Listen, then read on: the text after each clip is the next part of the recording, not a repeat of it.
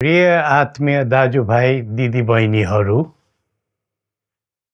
हामी नेपालीहरूको घर आँगनमा नयाँ वर्ष 2082 आइपुगेको छ।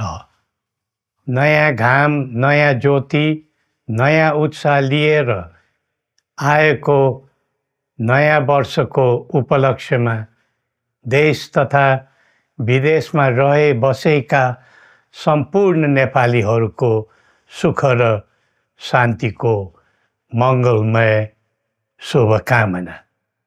हरेक नयाँ वर्ष नूतन आशा र विश्वास बोकेर आउने, तर वर्षको बिदाईमा एउटा घनघोर निराशाका बीच हुने गरेको धेरै साल भयो।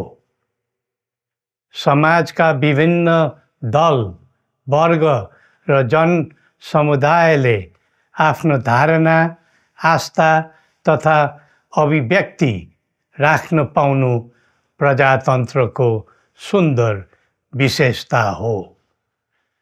तर त्यस्तो धारणा र मान्यता प्रस्तुत गर्दा सबैले संयम अपनाउनु पर्दछ।